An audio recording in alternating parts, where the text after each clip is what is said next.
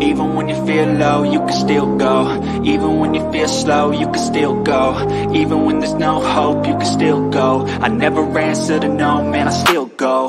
Go, go, go, go, go, go, go, go, go, go, go, go, yo, go.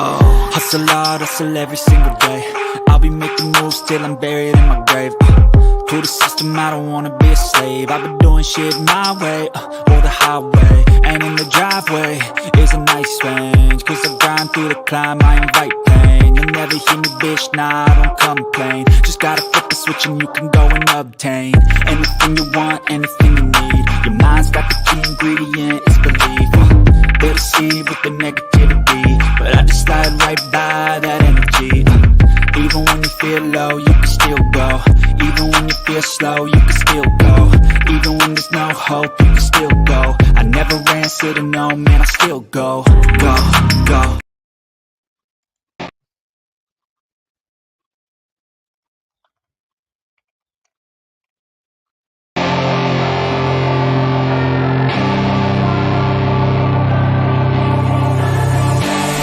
I was born to be a fighter, had these dreams and desires. I would be something better, energy, got a fire in my soul to keep burning, a pain that keep hurting, a curse is emerging, feel the thirst, keep on working, I won't stop, I won't quit, to the top of this shit, I get lost in the work, sweat dripping, not a bitch, I get mad, I get pissed, I get after this shit, hit the gas, feel the grip, adrenaline, never miss, I'm not patient, but I've learned to embrace it, cause I've been working, I've been waiting, never complacent, cause I'm so close I could taste it, want it away from everything I've been chasing. I'm honest and I promise that I got this. I'm launching, all I've wanted has been exhausting. I'll teach you how to harness, control the conscious. You got this, yeah you got this, you gotta want it.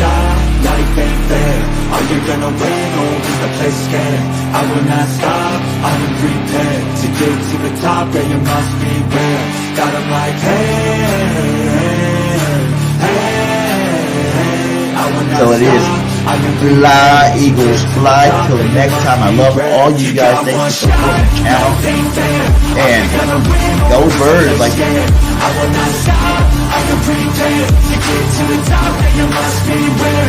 Got 'em like yes sir, baby. How we doing today? Welcome to episode of Birdgang Nation Sports Talk. I am your host, Birdgang31, with a special guest in the building, Mr. Chris Franklin, my brother.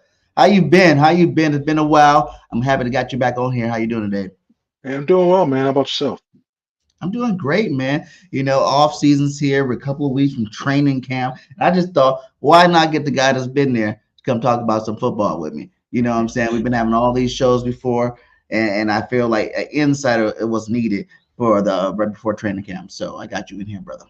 Well, I appreciate it, man. Thanks for having me in there. Hope you and everybody else watching this get some stuff that I've seen and heard and everything else, man. Looking forward to getting into all this.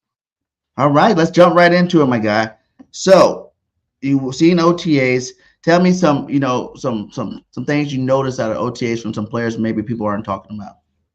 Well, I'll start with this. I think overall, just the overall feel, you get the sense of urgency when you go around and seeing the practice. When we saw the practices from OTAs and minicamp, you get that sense that, well, obviously it should have, the way that the last season ended, leave a bad taste in their mouths. And what we've seen so far is that everybody was really focused, whether it be the veterans and even the rookies as well too. They've stepped in. Quinyon Mitchell and Cooper DeJean have stepped in, and by all accounts, people I've talked to have all said that they've been really getting acclimated to the system and like they fit into this culture. So that's what you want to see, at least early with these rookies. You wait to see, you want to see what they do on the field against other competition for that. But looking at players that kind of stood out offensively, I mean, you got to look at Saquon Barkley, the way he was used as well too, lining up all over the field, and I think he's going to be a great addition to this offense. I think a guy that maybe you see a little bit as well too is John Ross. The speed that he was using in the middle of that field, and not only line up inside, well too, going against those slot receivers, he's really making an impact defensively. I mean, you can't go. I mean, Zach Bond in the middle. I mean, he for a guy who's mainly an edge rusher, you at least got a good backup situation in case something happens to Kobe Dean. And then I guess Isaiah Rodgers involved as well too. The way I knew he was fast, I knew he's quick, and you heard the numbers coming at the combine. But when you saw him read what was in front of him and just put a foot down on the ground and just make a beeline to the ball, either deflect a pass or get a couple of those interceptions, I thought that really stuck out to me. Yeah, man. Let's talk about something. Saquon Barkley. You seen the Giants brass come out in their little hard knocks clip and talk. You talk to these guys. They sound like a bunch of clowns to me. Like, is he worth it? Is anybody gonna pay him? You heard only one guy in there sounded educated. Like, well, who's gonna replace our touchdowns, our explosive plays, and everything like that. So like, it felt like they were really underestimating Saquon Barkley, man. And that move over here to Philly, I bet you they didn't even have a clue that that's where he was going to come after that. Well, Hard Knocks, it told two different things. Not only with Barkley, with DeAndre Swift. When they started going into, well, if you need Swift, you need to pair him with somebody else. It was like, so that's what they think around the league. He can't be a lead back. That was surprising to me because I thought he had shouldered a little bit more. But also when you look at that Saquon Barkley stuff, I thought it was interesting. Former Eagles record player personnel, I believe was his title. But yeah, Brandon Brown, who's the assistant GM there. And he was asking a few questions like, maybe we should do this. Like he had that look in the back. I'm just going, are we sure about this? Okay. And moving in there, and the fact they thought it was going to be 12 million, I thought it was kind of shocked, like he's going to get 12 million. But I heard somewhere in like the 10. But even then, still 10, still a lot. And the fact that it was the Giants' fault that they gave Daniel Jones that extension Yeah. completely, and Yeah. they put themselves in that position. So I don't know what other dimension there is that you can go, okay, I'm taking Daniel Jones over Saquon Barkley. But I think it wound up, we saw for Eagles, it came out well. And the way that Kellen Moore's been using them, I think you'll see. I think you'll see a couple of good things that'll get him in positions that'll have one-on-one opportunities, and we see what he's done in the past. It sounded like they really believe this guy. It's like they think Daniel Jones, only thing he was missing was an offensive lineman and a receiver. Offensive lineman and receiver. They say they got two receivers. I heard John Runyon Jr. is over there and another guy they picked up that's supposed to be starting for them in terms of that offensive line is supposed to shore it up a little bit. And then, the neighbors guy, out of the draft is supposed to be the big target, which, he could be possibly well. I don't believe in Daniel Jones, man. I think they made a bad decision, but I am so happy they made that decision because guess what? We got Saquon Barkley now. Do you think Saquon's going to have the impact like a Christian McCaffrey, like everybody else? I think the opportunity is there, and I think the main opportunity now, numbers wise, I don't think so because of the sheer that you have to feed AJ Brown, Devontae Smith, and Dallas Goedert. But I think in terms of impact, just him opening space up. I mean, the one thing that teams were really doing last year, they were playing quarters and playing those safeties back, saying, "We dare you to run. We're not going to let AJ and Devontae beat you."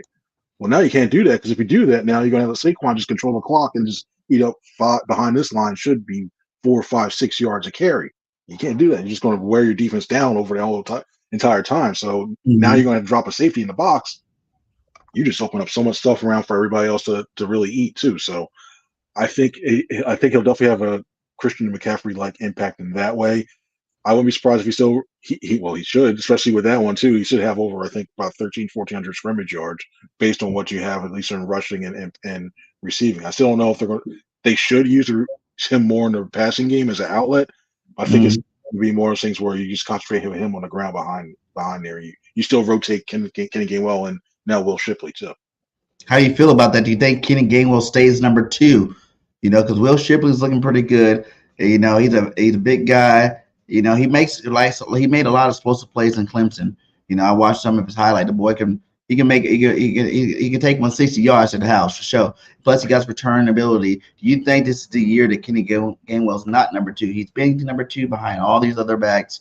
You think it's time for the whole backfield to get replenished and updated with maybe Kenny going to number 3 and letting a young guy like Shipley come in with fresh legs and really spell Saquon Barkley? I think he's going to still be the number 2. And I think when you look at it and being a number 2 in this offense, when you look at Kellen's background, that still see a lot of run. When you look back in 2021, the Cowboys used a lot of 2 running back personnel. And so when you look at that and you just think of what you can do with the different opportunities there, you can open up some more things for Kenny to go as well too. One of them can go into motion, keep both of them backfield. You try to confuse the linebackers. You can do so much with that. I still think there's a role here for Kenny Gainwell. I think he's going to have some extra motivation, especially too, knowing that he's in the last year of his deal contract and he's going to want to make a name for himself next year because he's still kind of, especially with them drafting Will Shipley in the 4th round. I think the writing's pretty much on the wall there. That's not to say Will Shipley won't get any run.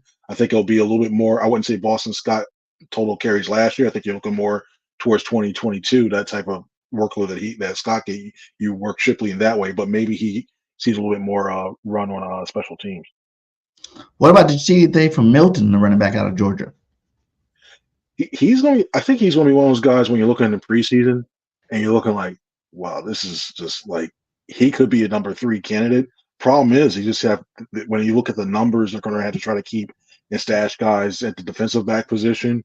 When you know how this team likes to carry 9 or 10 offensive linemen as well too, it's just kind of rough. It's one of those things where I think the Eagles are going to have to hope that he can clear through waivers when the preseason is over, and if he does, I think they'll gladly want to put him onto the practice squad because I think he can be that type of guy. And next year, he's a guy I think you can start looking at your third running back options. Okay, yeah. I don't know. I feel like if it's up to me, if we can get something from Kenny, we go ahead and trade him, and you roll with Saquon, Shipley and Milton. Man, I really feel like that'd be a nice little pairing. If you can get something for a guy like Kenny G, that'd be awesome. Because it's just like I feel like that guy looks like he's a good short yardage back. None of these guys, like you said, is going to get the carries. I even feel like how we've had the 3-headed monster for so many years. It's not gonna. I don't really feel like it's going to be like that anymore.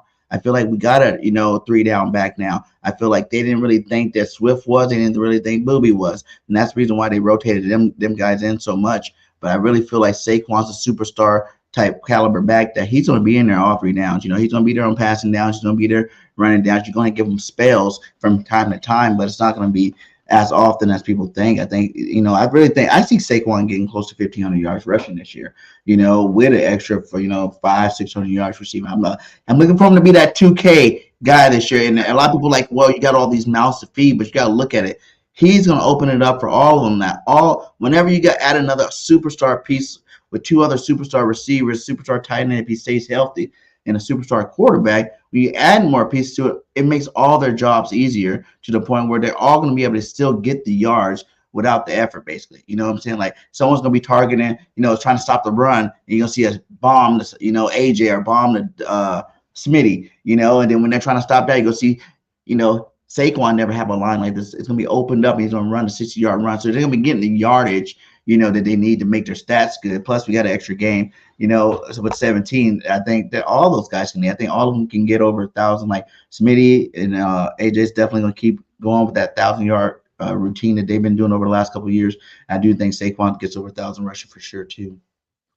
And one thing I think was one thing that's not talked about, and for him to be on there, and the reason why I think he is going to be a 3-down back, we don't talk to us a lot about it with his game, but his pass blocking is better too. Because one reason why you didn't see, Miles got better as his career went along. But the one question about DeAndre Swift that you saw sometimes was about his pass blocking ability. Another thing that you look at as well too is yards after the contact. When you look at a lot of times, the Eagles were able to get those holes open and break them in there. But when it came time for him to make a move or what have you, he was not among the top. I always think he was in the top 15 at least when it comes to yards after contact. But Saquon was 8th, I believe, as well too, and among all the main primary backs, starting running backs across the league. So I think that's another added thing on there as well too. As for the game well thing, I think the problem is, I mean, we see the resurgence this year with all those running backs getting paid so much. It's just is when you look at the trade scenarios, like for Kenny, and I think personally, I think early in his career, I think he's a little misused a little bit because I think he can be I think he's better in between the tackles running than I think a lot of people give him credit for. Instead of thinking of his cat back. So I can see that, but the problem is everybody and their mom is a running back. I mean, there's probably like 6, like there's probably just like a good 2 or 3 that were in the UFL this season that should be on a roster this year. But the problem is there's so many running backs, you get them on a pennies on a dollar. And something has to be, the only way I can see them trading them or something really out of reason, and I don't see that happen at all, is because this coaching staff really likes him. I mean, you look at the way Nick talks about him. People have heard about around the league that talk about the way they've seen views of Gainwell. They really thought last year was going to be the year that he could really hold the reins, solidify himself, especially get like a 50-50 workload in order to eventually take over that job. But it just never came to fruition because he had his struggles. And then also the Instagram stuff I think didn't help as well too. So overall, I think he still has value for his team. He's still going to play a big role in there. But I think after this year, I think this year we may be seeing the last of Kenny. Yeah. Let's talk about this offensive line. We got to see these guys in. We got some starters up for battle right now. Jurgensen, how has he been looking at center and that right guard spot, man? What's been really going on there? See, the OTAs and mini camps is interesting because we look at mainly it's almost like watching the footwork or watching the combo blocks, how they do that. The biggest test and the fun time and the way we really truly learn about these guys, either offensively or defensively, which you kind of hope it's defensive line shows up better, is when they start going those 101 drills. And that's why I really key to see it. I mean, overall, when you look at Jurgens, they haven't really been doing a lot of they really didn't do a lot of 11 on 11 and start calling protections and stuff like that. But that's one thing I want to see from him. I think he fits better as center than he did at right guard. And I think it's more natural. I mean, to have somebody who's played center all their career and go, oh yeah, you're playing right guard now. Hey, what? I'm so used to going this one way. I thought he did okay for that. Now he's back to his natural position, so I think he's better. Right guard though, it's Tyler Steen's job to lose. I mean, you can look at it. We saw him in that one game against the Cowboys. Did he play? Did he play worthy of looking to start? No, he didn't. Was he absolutely the worst thing we've seen like Winston Justice? No, it wasn't. But it was still in the middle of that one. So. What was the other guy we had? The fireman, Danny Watkins. Danny Watkins. Oh yeah. Danny. Wow. Let me stop first. So yeah, when it comes to that, I think you won't see like he's not that far. I think that extra year, because when it comes to Stoutland and his offensive line thing, a lot of it's all about just taking the right angle. If you take one step the wrong way, just a little bit on the initial step, you're beat. I think one thing that he's really particular about his angles, and that's the one thing Steen has said that he has worked on as well too. He's starting to understand. If he doesn't do well, that's why you see Matt Hennessy there, and I think that's why they sign him and Mekhi Becton. Yeah, how's that affect him? I heard he has opportunity winning out there too. That's a first round draft pick right there a couple years back, right? A first round talent. You got him at Stoutland University right now. If anybody can get him to bring out that talent, I think Stoutland can. Yeah, and the fact that he was more than willing here and not to do it with the Jets, I think that said a lot about it too. So right. I look at him like there's some things he needs to work on. I mean, there's a couple of times in one of the rare 11 lines we got to see, he got beat to the inside. I think it's just a feel thing, trying to get used to there. I think the more reps he gets there, the better and better he comes. I know he's on a 1-year deal. He's a guy I look at, see how he pans out. I look for him more as a replacement for Lane Johnson, say in 2 or 3 seasons. But he's your versatile swing tackle, swing guard, what have you. And able to do that. I think but I think if anything were to happen, I think Matt Hennessy will get the first crack at it and being that right guard, but Becton very, very close behind in terms of that, as it stands right now.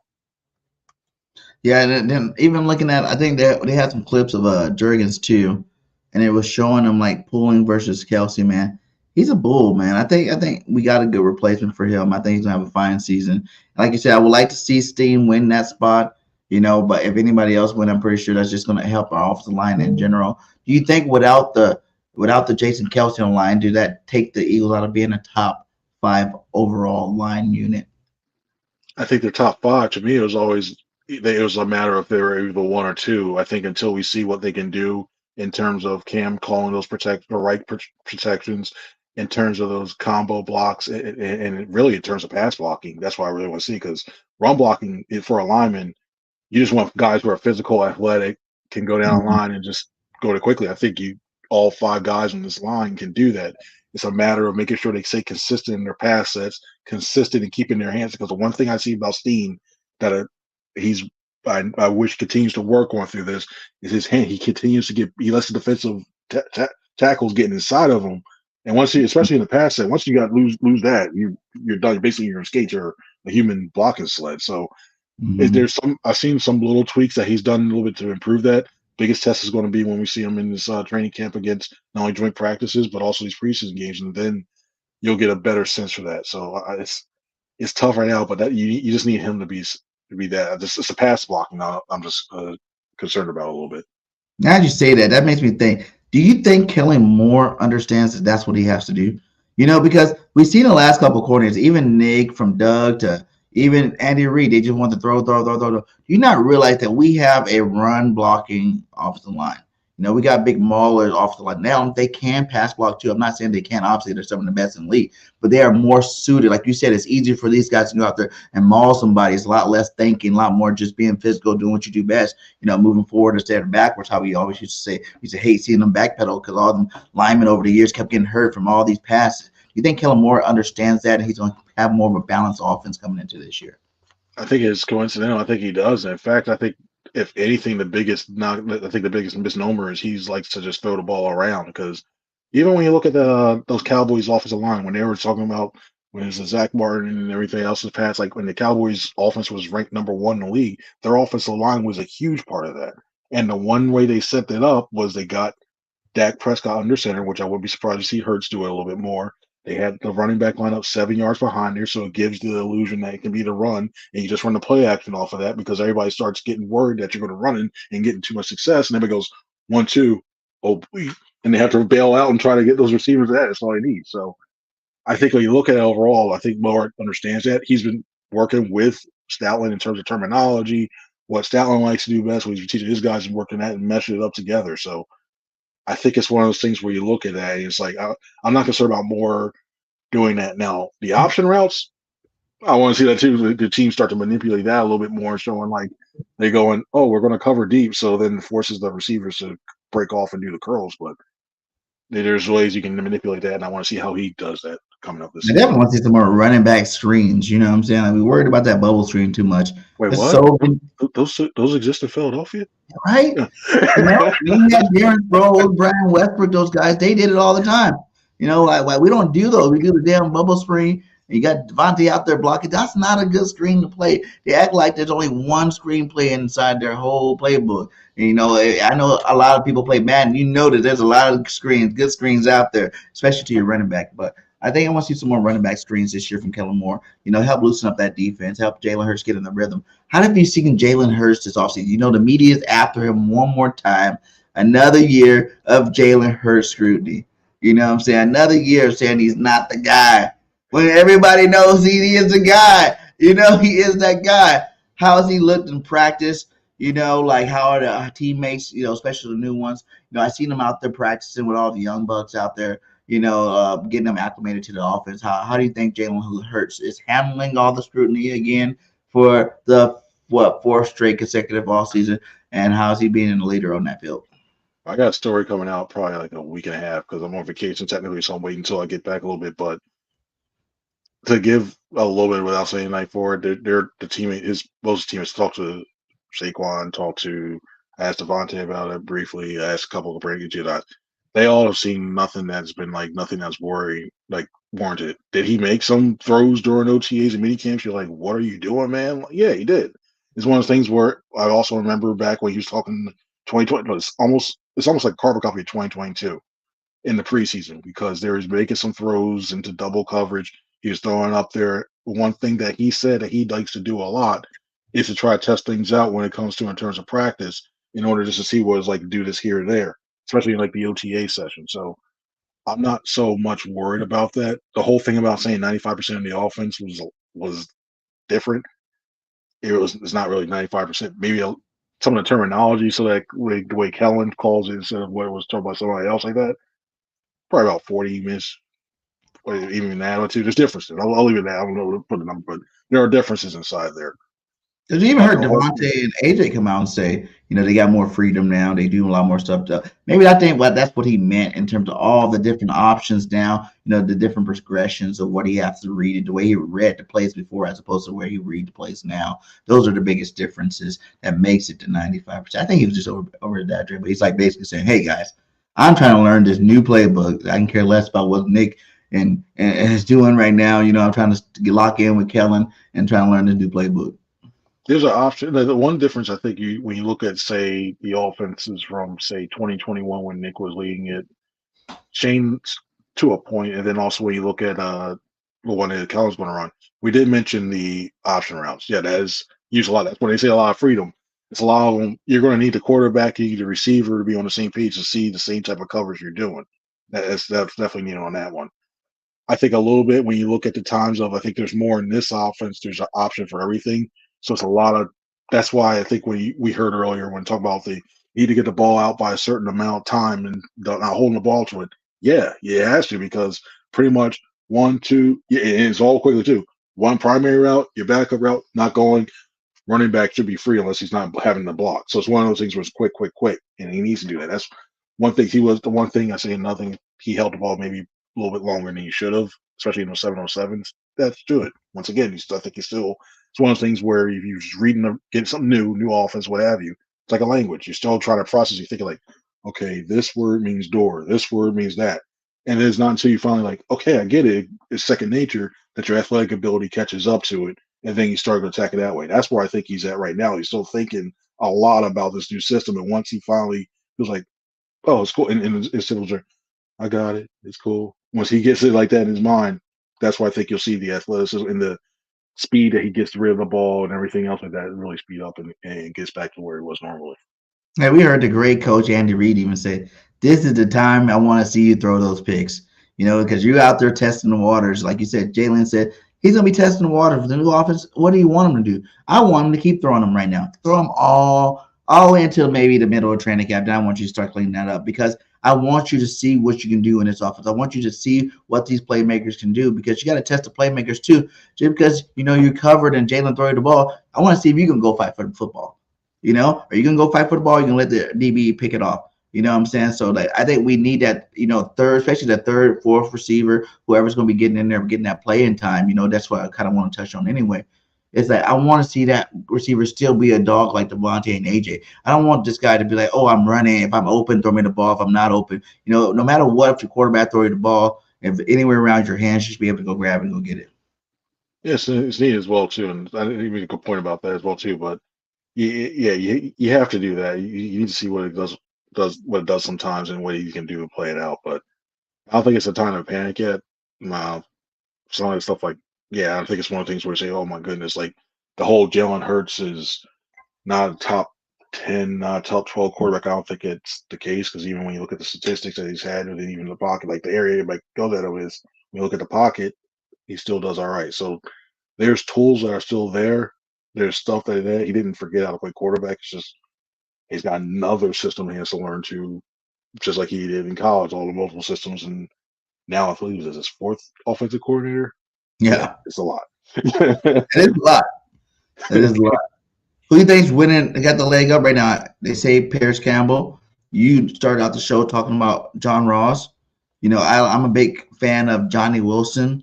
Who got the leg up right now in terms of that third receiver? Maybe even go the third, fourth receiver. Who you think going to be right there? Because Eagles always going to use that third guy. Even though it was Quez, you still see Zacchaeus in there. You still see Julio Jones in there. Getting their play counts up. So who do you think is going to be the third, fourth guy that's going to really get some playing time this year? I think as of right now, if I was a coach, I say right now, Paris Campbell he's a 3. I think he solidifies a 3 right now. If I was coaching or looking like that for it, depending on the situation, if it's a red zone, or if I need a possession, like say it's a 3rd and 7, 3rd and 8, and I'm running 3 wide receivers out there, I'm putting Campbell out there. If it's 3rd and say 15-ish, I'm putting Ross out there, just to give my guys a little bit more space in order to free them up a little bit. John Ross, I look, Campbell's done all right. He's lined up both in the slot and on the outside as well too. To me, Ross is more of an inside guy. They teach all the wide receivers all the spots in that one too. To me, he's more of a slot guy. I just see that with his weight speed, you get him off without a press, and you let him use that elite speed there. I think that's more of a better situation for him in terms of that. Does he look faster than Quez? Oh, no, sorry. Does he look faster than Quez out there? I'd say so. It's tough, like because Quez is fast. I just, the one thing I saw that really got me was, and there's no disrespect for Quez, but I saw that box when he was in his tryout, when Johnny was doing his tryout during the rookie camp, and they were running the box. It was like a variation of the rice drill, like basically the rocks, the box and everything. The way he was running in and out, the way the quickness, his foot quickness is just insane, and his quick twitch, like when he's just ready to break, it's fast. It was fast on there. The main thing you just gotta make sure you worry about is A, can you stay healthy? B, can you do it consistently when it comes to making the deep play? Because I think when we look at what happened with Quez, the only thing was what they needed him to do in his office is catch 40 to 50% of those deep balls, to at least teams were respected. And then that one too, it just didn't happen. I think with Ross, you just want to see the same thing. You want to make sure that he at least puts himself in a position where he's in the opportunity to make a catch. And then when presented with it, he actually does make the catch around that 40-50% range. And then that's why I think teams are really going to be respect him. Wilson, I think, is still Wilson with rookie wide receivers, it takes a while. And what do he look like out there? Is he as quick as everybody's saying he looks? You know what I'm saying? They're like, oh, this nimble giant out there, 6'7", 230 pounds out there with feet like Devontae Smith. Nah, maybe not that good, but I'm does he going look that clean out there? Does he look clean out there? A lot of times, I want to see him when generally what they do is he's been playing against a third team, and which is I want to see him do it against better competition. Sometimes, a lot of times in these sessions, they'll have the first team offense play the second team defense, or vice versa. Second team offense play the third team, or vice versa. They do that to give him a look. I want to see him more against some of the higher competition there because I've been playing a lot of the younger guys, a lot of developmental guys, stuff like that. He's that. And also rookie wide receivers, it takes them a while to fully get used to the playbook and fully have a big impact as well too.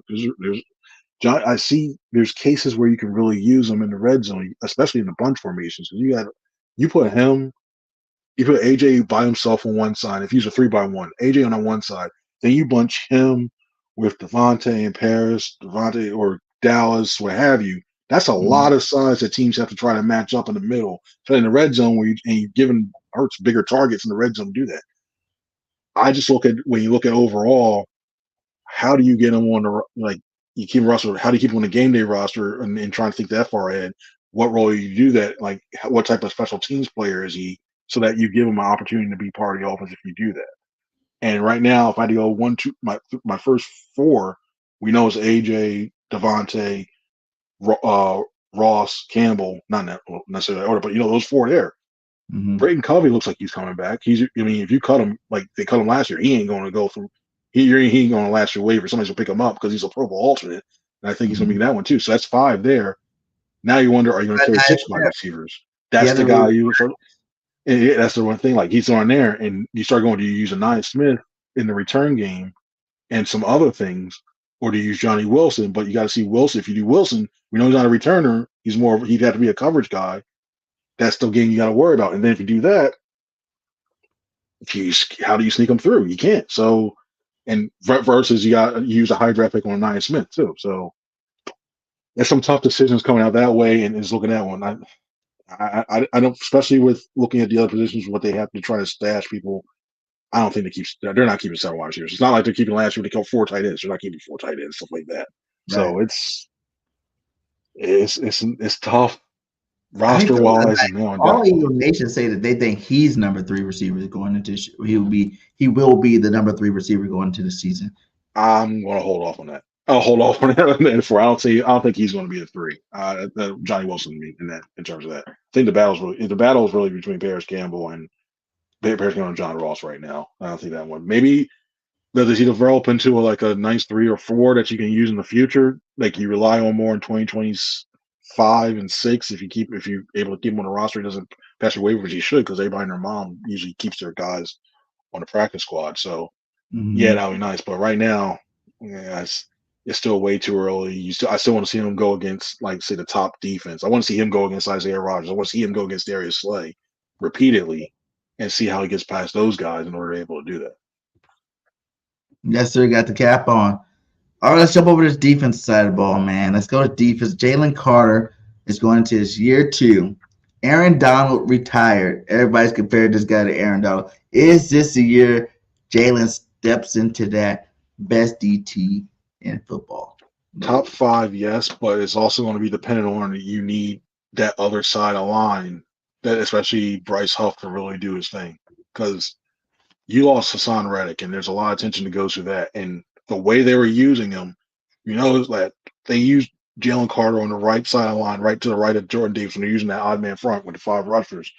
He was to the right of Jordan Davis. You had Hassan Reddick, who lined up on the left. You can't slide your line to either way because they're well, if you slide it to Davis, you still got Hassan Reddick 1-on-1 on the outside. Good luck. Or if you slide it to Reddick, you got Carter going 1-on-1 and beating that in the short span to the quarterback. Now you don't have Hassan, and if Bryce Huff doesn't really get to that point of give you the similar production that he had last year with the Jets, The teams are just going to start going double teaming him or just slaying the line towards that and say, okay, beat us somewhere else. So you really need Bryce off. 1-on-1, I think when the statistics over, I think he can be a top 5 guy. I really do. You look at the way his pass win percentage rate before he hit that wall, is among the top in the league. He was doing that much. He can be that disruptive. Promise. He just needs, as long as everybody does the role that they're supposed to do, then I think he has a shot. But I don't think he's number one right now because I look at Chris Jones and KC. I'm like, all right, he can be top 5, and for me pushing it 3. I just don't see him as the guy yet. Ask me about next year or the year for that. You ask me about it then, but it's still what about our boy Jordan Davis? You know, that's my guy. Because I feel like everybody's sitting there talking about this guy. Carter's going to be so disruptive. Jordan's lost some weight. You know, every time Jordan has played the last 2 years, he's helped stop the run. You know, that for sure. He's been doubled and triple teamed. You know, this guy's a monster. He's even got a couple sacks here and there. But I really think him slimming down a little bit more this offseason, you know, that should put him in position to make some plays this year. You know, he says he's going to be ready for the uptick in, you know, snaps. And I feel like you have to double team Jordan Davis, but on pass situation, don't you got to double team Jalen Carter because he's more of the guy that's supposedly to get the sacks. And if you double team Jalen Carter, Jordan Davis can move out any one man. He can move him out of the way, no problem, no matter what, you know, because he's such a monster. So how do you think teams are going to handle that situation? And do you think Jordan Davis could be the guy to have the bigger year this year? See, to me, I know we're just talking about Jalen Carter saying he gets top 3. To me, the most important person on his defense is Jordan Davis for a simple fact. When you put him in the middle, you need him to be like that Ted Watchman guy. You need him to be that vacuum that forces everybody, that attracts the center and the guard, and then still be able to get that pressure because you limit that run on first down. Now you're forcing teams to go 2nd and 10. We saw teams were just gashing the Eagles, or like especially that stretch, they were gashing the Eagles getting 4 or 5 yards. Yeah. They can easily control 3rd down. So you need him to do that. Teams are still going to attack him same way. Like the main thing you worry about is our team's going to start running the ball early against this Eagles team to try to wear them out. This is where this time now, when it comes to conditioning, and basically what just basically is conditioning. As long as he hold up within that time.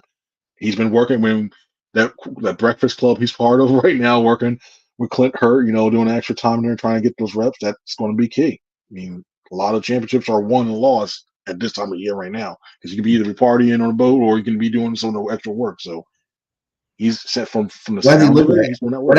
What have you seen from him? It's for us again. It's tough because they're not really rushing. You're not allowed to give you physical, and I want to see him in there to get physical. Like he's look quick.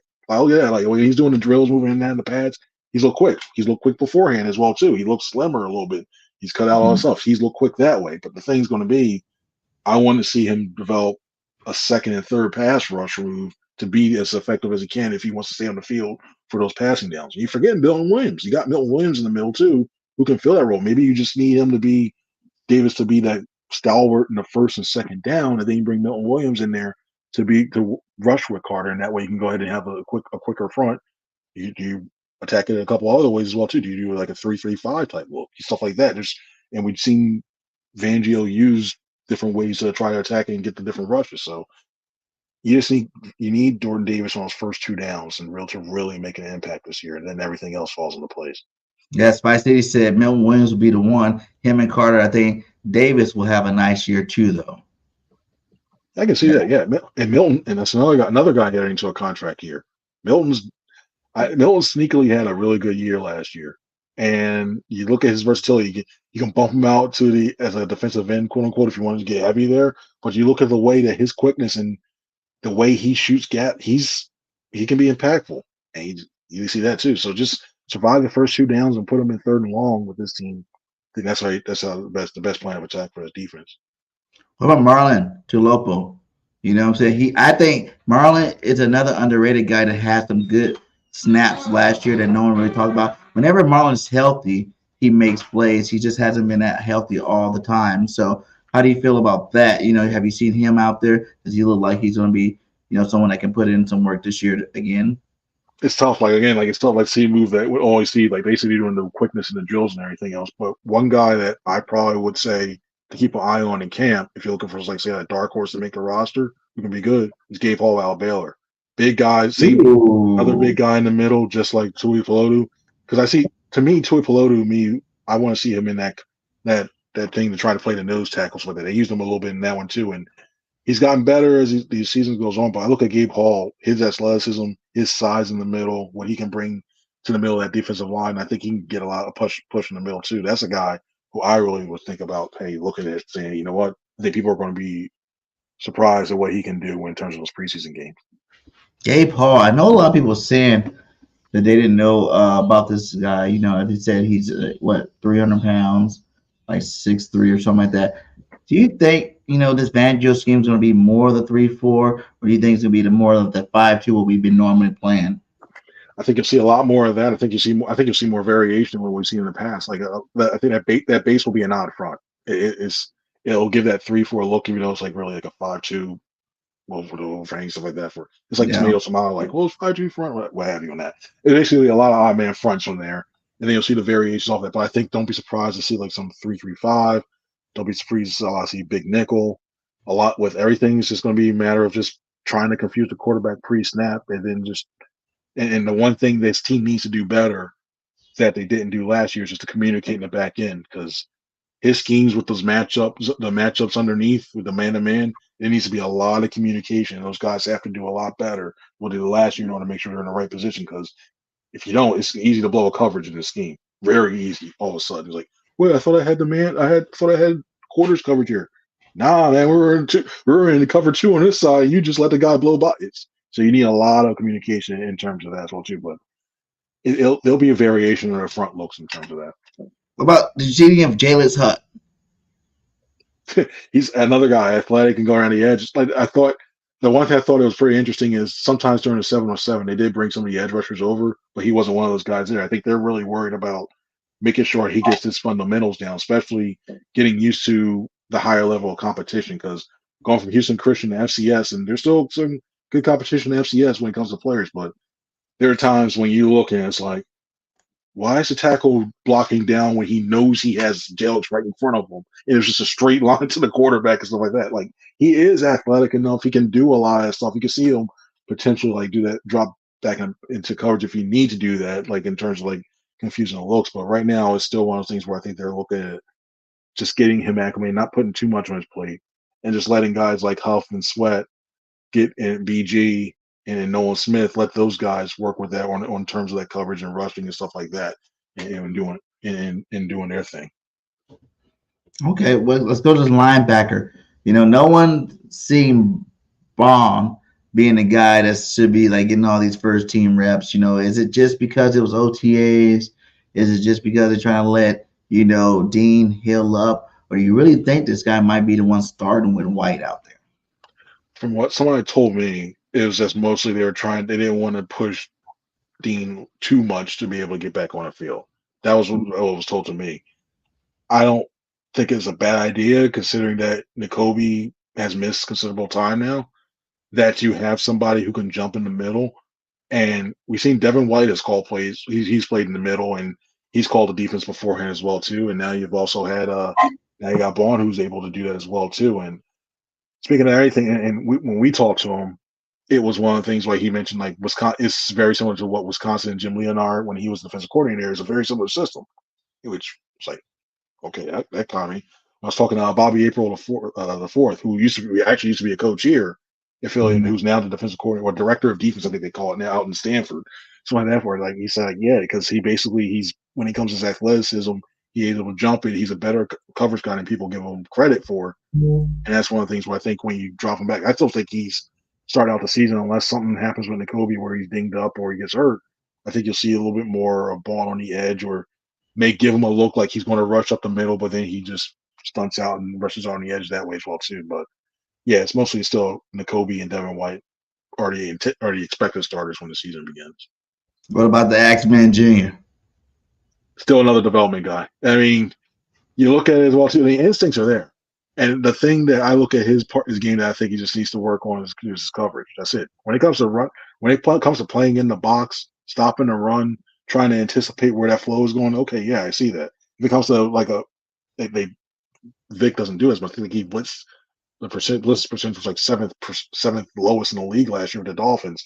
But if they ever decide to bring pressure up the middle, that's a guy you would look at. But again, you got so many guys up front, and then if you're running a lot of nickel because these teams use 3 wide receivers so much and dime, how often he's going to? I think this year he's going to be mostly a guy competing for special teams time, and then he's trying to find. I think he's going to be on the main 53 because when you look at everybody else, it's like, well, you need somebody, you need bodies there, and Van Sumeren versus him. I mean, it's not the most like, wow, I can't watch this. I can't wait to watch this stuff, but it's one of those battles that you see during camp when you see that.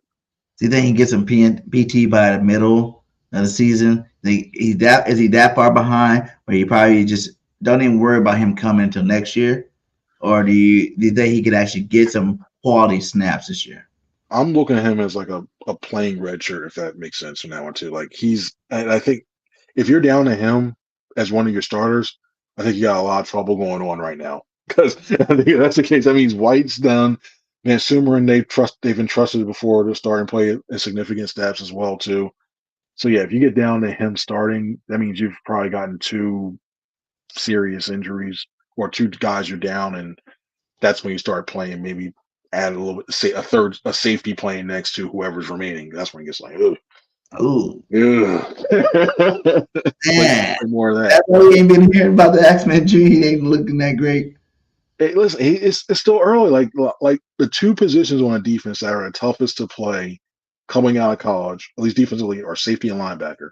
Because safety, they use you so much now in so many different spots, which this is why I give Cooper DeJean a lot of credit. They're not using them pretty much safeties, maybe that one too, but any defensive back, especially that plays like in the slot or anything else, because you have so many responsibilities, to come in there and look decent right off the bat, I give a lot of credit for. So yeah, I look at that one too. But yeah, if Jeremiah Trotter Jr. is in there early on, then you know you've lost some of your depth at the top of that position. Man, I didn't want to hear that. I just hope There's not wrong with it. He's like that good out there that he looks like he can push for a starting role or something. Everybody wants to see out there. I know it would be a great story. It'll be a great story. 54 is back, so then the chop coming at the 2. It's just when you look at the thing, Dean and White are your 2 guys. Bond would be put back there before something ever happened to one of them. And then you got to worry about Van Sumeren. He's played a lot more. He's got the experience as well too. Mm-hmm. So yeah, it's just I think he's one of the guys. I think he makes the 53. It's one of the things where you hope that he stands out on coverage, because if not, maybe the question to me is he going to be on the game day roster or is he going to be on the inactive list? That's where I see him right. Because we know how much this team values off the ball linebackers or use them a lot. So it's just one of those things. Now we're at the secondary, my guy. And this is where a lot of Eagles Nation got different opinions. Everybody knows Slade's starting. That's one thing for sure. Is everybody knows Slade's starting, but after Slade's starting, they're getting kind of dicey out there. Rogers looking great out there. You still got your 2 guys and Mitchell and DeJean out there. And you still got Bradbury there. Like, I know everybody wants to say Bradbury's gone, but Vic Fangio is an old school cat. Bradbury can stay still, right? He still got an opportunity to stay and start, right? Because he's an old school cat. 2 years ago, he was an all-pro. He's bigger out of all those guys. He's bigger than Rogers. He's bigger than, Mitchell. He's bigger than DeJean. He got more experience than all of them. You want this, I heard that Fangio's defense is such a complicated defense. You want veterans out there, so they can understand the defense a lot more. I'd say starting the season off, and I got a bet with JC, that Bradbury still starts. Bradbury starts. How'd you get a hold of my show notes, man? How do you get a hold of my notes? I think he's still on his team, and I think the starting. The only thing I don't know. I'm just saying game 1. I'm not saying he's gonna start the whole season, but I feel like game 1, Bradbury's gonna be out there starting alongside of Slade. Even then, I don't know if he starts. I think he has a role in his team. I really do. Like the whole thing of get rid of him, because you get rid of him, you release him. Okay, it costs nothing against the cap. If you trade him, okay, you get what is it like? I haven't looked at this since it's been out. I don't know if I think it maybe still be like maybe $1 million or $2 million at your game. Something like that. It's like, all right. But when you look at the impact that he has in terms of zone versus man, and this is why I think this is when you look at what Matt Patricia did was criminal, and he should be investigated by whatever football tribunal, because James Bradbury does a lot better in zone as he does in man. And you look at the numbers; it all points to that. Especially with and you'll hear a lot about this, especially when there's a cover 4, the cover 6, the cover 8. A lot of it's just based zone when it comes there, and you match up underneath on that one too. You need somebody, you need the veteran voice in there. That's why I think having Avonte Maddox come back, I think that helps as well too, because those 3 guys all have talked. I'm not saying that Bradbury's going to start. The fact they have him playing safety when he's learned the inside last year, I think that's key, because when he comes in terms of passing guys off, I think that makes a lot of sense. And anytime, and was what Vangio loves to do with corners, he likes to have them play off. So that's when everybody saw the press, like, can Quinion press? Yeah. Vangio loves to have his guys off just to see what the quarterback is doing. So he's already playing off, and it's a matter of having your guys, if they're the speed up, if they see a screen coming or what have you, and going up there, then that's where it plays it. So all in all, I think it's going to be the fun. To me, the best competition is camp's going to be who's going to take over that one role. I don't think Quinion takes over right immediately. I don't. I think it's more of a Keely Ringo or Isaiah Rogers who takes it, because they just Keely Ringo looking in those 7-on-7s. He was matched up on AJ 1-on-1, and the 2 of them were really going at it. Those for me were the best matchup, the reps against camp. Seeing those 2 go at it, because it started last year where AJ was like, "Listen, the one guy you need to watch." He said, "Oh, sorry, hold on. Sorry, the one guy you need to watch is you need to watch." He told us with Keely, and Keely's physical. And the one thing I like about Keely's game is that he's still physical and uses his hands, but he's getting away. He's sneakily using them, so that way he's not getting called for the holds and illegal contacts like he was last year. So Keely or Isaiah Rogers, I think, is your starting one when the season starts. I wouldn't be surprised. The scary thing is, I wouldn't be surprised if a guy like, they have so much depth that a guy like Eli Ricks or Josh Jobe, or even, I think Zach McPherson makes a team just for special teams itself.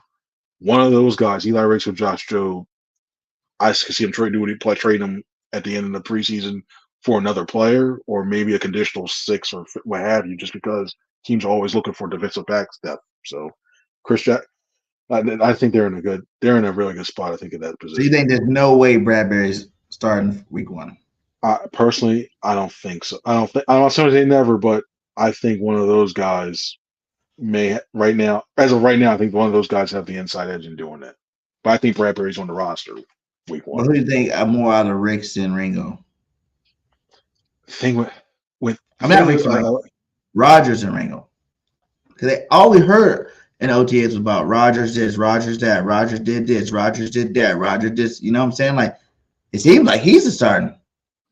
Rogers had the flashier plays. I think when you look at the interceptions that happened early on, I look at Ringo and the fact that you turn the quarterback's attention to look at elsewhere, because he was playing so well in coverage and that. And then when it was thrown towards him, I mean, AJ had his moments where he legit tried to, like, he went 1-on-1. He had to try to be out physical and get at it. And that's because AJ's a top 5 receiver in his league. And he was good. Put that against, say, some of those other guys, you're like, yeah, I stopped there too. And I just saw the way that he was playing, his trail technique, the way he was buying. It's tough. Like, I'm trying to find ways, like, how do you use all these guys? I don't think they trade Keely at all. I think, do you trade Isaiah, like, try to get eyes on him, trying to go, hey, look, we have this guy here. He's really good, but trying to lure him in if there's an injury somewhere else around the league. Because you know how much GMs like to say, if it's a draft pick or somebody else, that's like, lean with a draft pick because it's on your resume, what have you. But there's a lot that I would love to be a fly. I would love to be a fly on a room on the wall when it comes to the decisions for the final guy. Who makes it? Do you carry 10? I think, do you carry 11 defensive backs now? You just want, because you don't want lose these guys. And I don't want to be the last. I don't want to be howling in terms of saying who you cut and who you move on from, because this is a lot deeper than what it was last year. A lot deeper.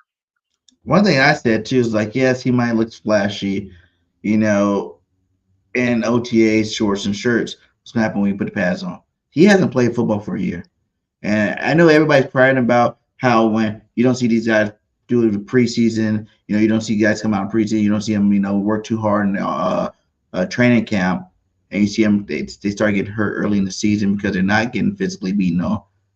Roger hasn't played the whole year. You think that matters for a cornerback? Do you think that matters when he's out there? You think he can be out there. Okay, we start him. Boom. You know, the first couple of games, he's getting running backs throwing that lineman at him. You know what I'm saying? He's actually getting hit, physically hit. That can affect him, maybe injure him a lot sooner than it's to one of these other guys. Think any of that plays into a part with a guy like Rodgers that's been sitting out for a whole year? The one time I would have thought it would have affected him was like the beginning OTAs, and yeah, he was just on there. And if he had a reputation of like basically shying away from contact, or is like, you know what, let me do a making business decision. Ole, all right, yeah, you guys get in that food. I'd worry about that a little bit, but he's one of those guys, and I think they got more of a focus on that too down they needed to. He's one of those guys that's not afraid to put a shoulder in there in order to try to stop him from to try to stop the run as well to help out in support of that. So that's why I think that's another feather in his cap. But there's just so many. I say he's just been, if he's not hasn't been the best, he was the next best. Like I put him at one A or 1B. He and Ringo, I think, were really, really good. They stood out during camp. So cornerbacks we started. We got Slay. You said we're gonna still keep Bradbury, maybe not start him. Then you got Rodgers, Ringo, Mitchell, DeJean. They got Avante, but I think he's more of a hybrid. And here's something to think as well too. That I'm going to put this in too. That the way that it's almost interchangeable in the way in Vic's system that you use it's almost position is getting to a way almost like basketball, like positions basketball. You're almost getting near to a positionless secondary in that way, because if every play you're telling somebody, okay, your first things you're going to do is you're dropping the cover a quarter, you're dropping the cover quarter, you're dropping the cover half the field, and you're playing man underneath. It's almost like playing, and I'm oversimplifying it. It's like saying, oh, it's playing street ball, and it's not, but it's you just relying on their ability to do that. So yeah, I think it's going to be I don't think it's going to be a problem with that in terms of all, but it's going to be tough. I mean, like we maybe have more cornerbacks than safeties this year, basically. Because right now the only safeties we really got is what Blankenship. Sorry, there. Blankenship, CJ DJ. Yeah, why am I blanking out? Blankenship, CJ GJ. I am blanking. See, this is what you get for not being off so long. Right. McCollum is one of them, but he's more. I don't see him doing that as well too. Boom. Oh, Sidney Brown. Sidney's. That's another thing. That's why I think because he's still working his way back and he needs to put an ACL. So, yeah. So basically, 3 cornerbacks you got. I mean, safeties you got. Now, could you see there any way that Bradbury would be better than Blankenship or Brown and pair him up with Charlie Gardner-Johnson to be the 2 safeties? It all depends on the matchup. It depends on that one too, because Brad got the experience and I think he's good. And you remember a lot of good cornerbacks when they kind of got a little bit later in their career, they switched over to safety and was good. Malcolm Jameson, both Wilsons to be exact. You know what I'm saying? Maybe this could be the conversion year for a guy like Bradbury where he can still keep his fame and go back there and put him back there. You know, you let Charlie Gauch go get all the picks and he would just be steady Eddie in the middle, make sure nothing gets snapped down. I'll say this one too. And this, not to get too much in the weeds of like one of Vic's things like he does against the teams like really good wide receivers. But I think he tags it like cloud and whatever the best receiver's number is. If you put Bradbury, like say, as the guy that's bracketing over the top, and you say have Ringo or Rodgers, what have you, one of those things over there, the fact that you have Ringo or Rodgers playing underneath, and you know Bradbury's penchant for being able to read the routes and developing, and he undercuts that route, I feel comfortable with that as well too. So not necessarily saying that he has to play deep, like a deep third, what have you. You can still play that little zone underneath depending on thing for it. You can watch there. So there's ways you can manipulate it so that way you can still put guys in their best position, still succeed on that too. So yeah, you can put them on the field at the same time. You can put Avonte Maddox back at safety, which he was doing with the second team a lot and still doing a decent job with. We know he played in the wild card game. Still put him back there and just manipulate things around to make it look like one thing. And then the last second, you could rotate the whole entire thing, or we could have overall cloud coverage. Like, oh, all right, cool. You start and try to go that way too. There's so many options you can run it. And I know, and I'm sorry I'm sounding a broken record on this one. It's a matter of how versatile can these guys be in multiple phases of the game. You can be versatile there, you can be versatile, just with that. So it's a lot. Instead of looking at just straight starters, you think it'd be like, you know, you can run a lot of dime here. You can run some quarters here. You know, you can run some obviously run a nickel. I'm just saying that you can add more DBs to the field.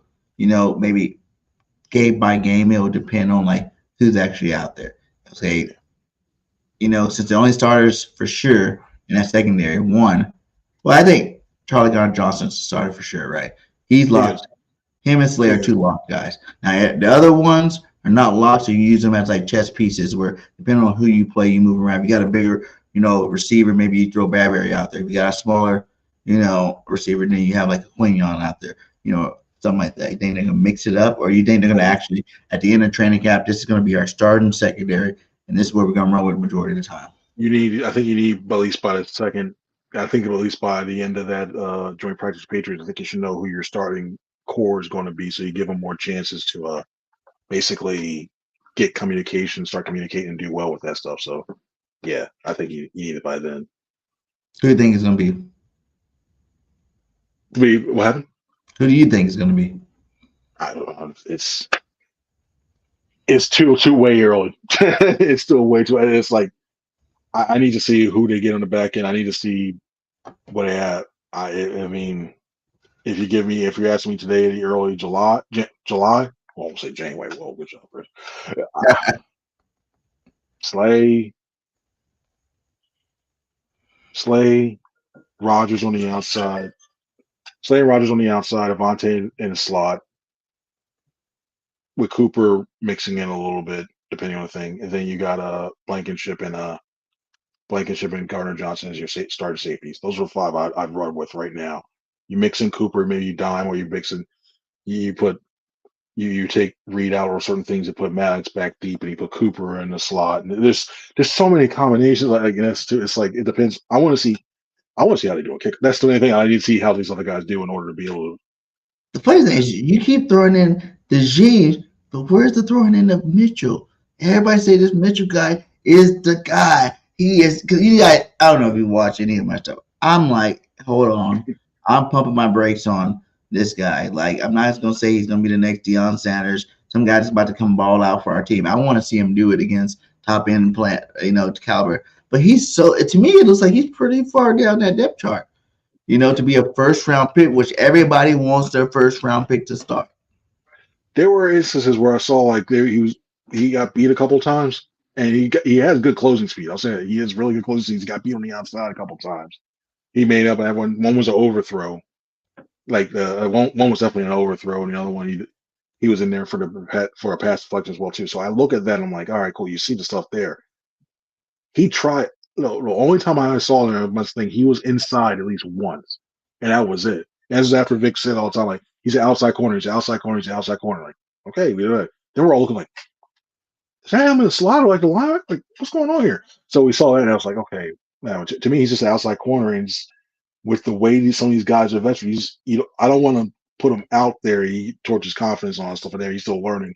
I know you say experience is the only way he knows how to get out there, but as of right now, you still have like you're basically putting him in a fight. I don't see him above Ringo, and I don't see him above Rodgers to be that starting as of right now. You got, and the thing is, you don't need him to be the starter right now because you got him to be your Slay replacement. That's why I said these guys are going to be like, you know, starters for next year. I feel like, you know, we're in a championship window right now. We need as much experience as possible. You know, every offense will give our defense their best look, their best go, the most trickiest things they can come up with. You're going to need experienced guys out there to be able to recognize stuff. You know, I don't want to put, you know, have, you know, Mitchell on one side, Slay on the other side, and DeJean in the slot position, and these two young cats getting burnt all year because they didn't, you know, they can't recognize what the offense is doing to them all game long. You know what I'm saying? You know what reminds me of a lot is remember in I want to say it was 2000, was it 2002 when they drafted lead on stuff? Is when you still had Bobby Taylor and Troy Vincent, but you also had Lito Shepherd and Sheldon Brown. You had Dolph Lewis. You had all these guys still on this roster, and they learned from that stuff. You knew the change in the guard was coming. Well, I think you're at that point now where you have Slay and Bradbury. They're your Bobby Taylor and Troy Vincent. And now you have these young guys coming in and want to start to learn. It's a lot of that playbook. It's just hope.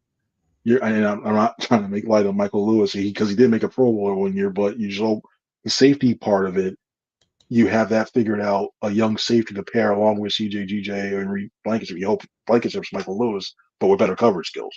And you can not just limit it to the box. That's where you start to look at, because you have the makings of a young athletic secondary that, especially we see with the speed that's coming out now with these receivers, they can keep up with them. So you got the makings of that.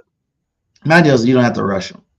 Like you say, like we got enough talent that if you want to start these guys, you can. There's a long season. You know what I'm saying? If you really feel like, okay, in practice they're shutting down everything, by week 6, week 7, now you can go ahead and start pushing them into that, start giving them a little bit more playing time, give them more, see if they can be that starter that you want to be. I feel like if you just throw them out there right off the jump and they start getting burnt toast, some of those guys don't know how to handle that. It's a sensitive world out there today. You know what I'm saying? Like people be getting sensitive in their feelings all the time. And with the Philly media coming straight down on them, because they will be. I gotta defend my guys on media, like it's like I gotta defend everybody, because there's radio, there's TV, there's print, or whatever line is for. There's a certain, I know everybody said that there's a certain one side that says a lot of stuff that gets a lot of traction and everything else, and the next one, like meanwhile, some of us are just like, wait, what? Like, like we're different. Not all of us are just like them. Okay, Don't put me in there. Don't put me in there. I like them all. Someone's called down the middle. Someone's called down the middle. Someone's called down, so it's not bad. So yeah. But you know what I mean, though. Like everybody can come out for their heads if they go out there and they suck it up in the beginning. Okay, and then rush them out there when you didn't need to. Why do you have these veteran guys on your roster? If not to rush them out there. Yeah, they got a lot. They're set for years. A matter of just making sure, and they got a good defensive backs coach. They have a good template set by Fangio, so they're set up for it. And matter just be patience is the biggest thing. Patience and confidence with those guys will go a long way, because you don't want to feel like Isaiah Jenkins getting burnt all the time, and then like, well, all right, but I know. Thanks for your time, man. Man, it's been a while. So we're gonna definitely get you back on the show. Once the season gets started here, man. Give me your final thoughts. Before training camp, what you're looking for in training camp to see, and then we get you out of here, buddy. The one thing I want to see how Nick handles the pressure of being with all this expectation and the way the last year, how they do that. I want to see who steps up and becomes the new leaders, long-term leaders. Like we all know the quarterback's going to be one of the leaders. He needs that as well too. We all know that. It's a matter of who's going to be ancillary. I think you've seen AJ step up and become that vocal leader, that captain. We know Slade's done it in behind the scenes as well too. You got other guys to do that. I just want to see who takes over that vocal leader. Saquon too, right? Too. Saquon's been out in front as well too. I mean, with the Giants, he was the face of that thing, and he was one thing. He was always, no matter what they did, they actually won a game or they were getting beat. He was always out there being the face there. So you have those guys too. I wouldn't be surprised if he's voted a captain along with some of those guys. So I want to see that. And then finally, I know we talked about Lynn. Who's those cornerbacks set up? Because they got 20 defensive backs on that roster right now. Like, and a lot of them are good. We were talking about Sean Stevens. A couple of these other cats that they picked up. Tyler Hall. There's a lot of guys that we didn't even touch on because you don't need to go that far down the depth chart. You know what I'm saying? There can be some trades. I really think there can be some trades. Some trades or some funny. Wow, this person looks like they have a hamstring injury. Oh, looks like they can't do this. Oh, I guess we got to put them on IR. Hey, we do that a lot. The IR thing, put them on IR to keep them. Yes. A funny quick story. Like there's some days where you start looking like, I like it. There's sometimes there's running bets we have on like, wow, such and such. We haven't heard like trying to see this like. We're waiting for somebody to call with the hamstring injury or the knee soreness or something like that. Well, there it is. Okay, that's how we know they're going to keep them around. It's like, this one, I think you see some of that. They keep some of these guys on the roster. Thanks again for your time, brother, man. Hey, thanks for all you guys for watching, rocking with us this whole hour and 10 minutes, basically. Hey, I think the Eagles are going to have a great training camp. No one's going to get hurt. We're going to look crisp. We're going to have the best offense, the best defense this year. 17-0 until proven otherwise, baby. Chris, give me your – you know me, Chris. I'm always 17-0 until proven otherwise. And what do you think? What do you think about 17-0, Chris? I think that's nah. I think 12-5, 13-4 in a perfect scenario. 12-5. Everybody, that first stretch, I know it's a lot of NFC South games. A lot of those are on the road. A lot of those on the road. I'm saying there may be a game or two, New Orleans, that may be out of the ordinary. I think. New Orleans I think always that. gets us though. Yeah, You know, it's remember it was like something about that back-to-back dome. years, the last second long field goals they made on our heads, and we beat us. They always find a way to beat us. I don't think they beat us the last two times, And the but I think it was Superdome is just before always. Jalen Hurts. It was before Jalen Hurts came because I think Jalen's beat undefeated against New Orleans. But I'm saying before that, we Yeah. used to always get that BS game where we should beat them and they come back and win. I Gardner think, Minshew, Gardner Minshew 2022. They should have won that game. They should yeah. have won. They should have won that game, and they didn't. And then that's when the questions of, oh, great, you got to play them. And it lasted 5 weeks just so get just funny stuff doesn't happen. But yeah, it's always Dennis Allen always has his defenses ready. So your top is Now, 13-4. I say my best. I think we can do this. I always say every year 17-0 to prove otherwise. And then when we lose one, it's 16-1, and it goes on and on until you can't do it no more. But my realistic to take is 14-3. I think we can go 14-3. I don't really know. I can't really handpick the games that we will lose, but I know there's always usually a division game. Even though I want to sweep the division this year, there's always usually a division game. And then after that, we got some tough appointments. Lamar Jackson, we play. This first game in Brazil, maybe shake us up a little bit. First game of the season type thing. I don't know. So, but we're going to see, man. We're going to see. I think no less than 12 wins, though. Like anything under 12. that. I think 12 is.